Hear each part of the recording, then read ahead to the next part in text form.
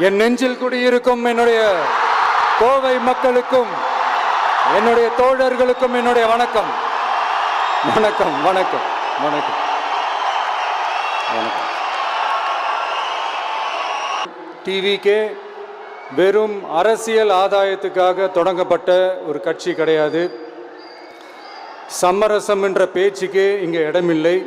But at the same time இதனால் மக்களுக்கு ஒரு நல்லது நடக்குது அப்படின்னா எந்த ஒரு எக்ஸ்ட்ரீமுக்கும் போய் அதை செய்கிறதுக்கு நாங்கள் தயங்க மாட்டோம்.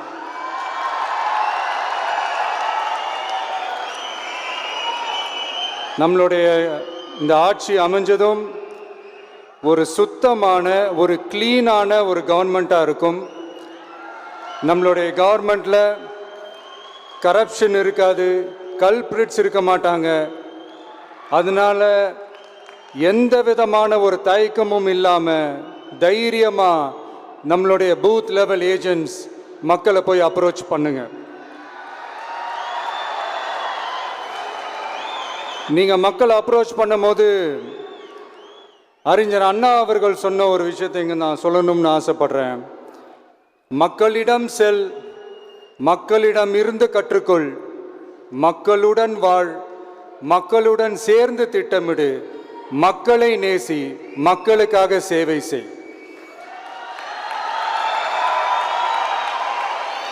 இதை நீங்கள் புரிஞ்சுக்கிட்டு நீங்கள் செயல்பட்டீங்கன்னா உங்கள் ஊர் சிறுவாணி தண்ணி மாதிரி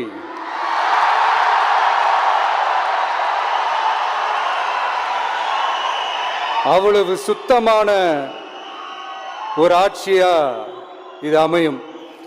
இன்னும் ஸ்ட்ராங்காக சொல்லணும்னா நம்மளுடைய தமிழக வெற்றி கழகத்தினுடைய இந்த ஆட்சி ஒரு தெளிவான, ஒரு உண்மையான,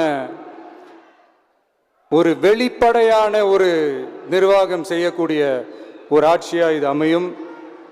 அதனால் இது நம்ம சார்பாக நீங்கள் ஒவ்வொருத்தரும் இதை மக்கள்கிட்ட கொண்டு போய் எடுத்து சொல்லுங்கள்.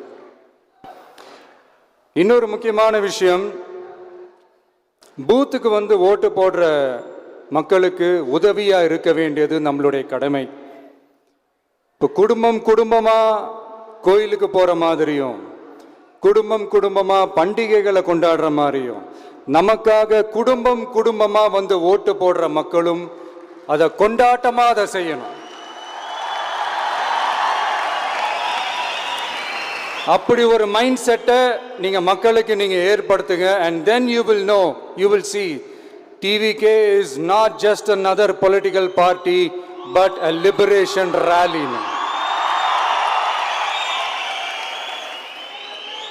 இந்த வெற்றியை நாம் அடைவதற்கு உங்களுடைய செயல்பாடுகள் தான் மிக மிக முக்கியம். நீங்கள் தான் இதுக்கு முதுகெலும்பே. ஸோ அதை மனசில் வச்சுக்கிட்டு நீங்கள் எல்லாருமா சேர்ந்து செயல்படுங்க.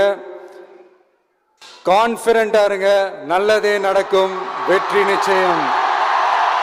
மீண்டும் சந்திக்கும் வரை நன்றி, வணக்கம்.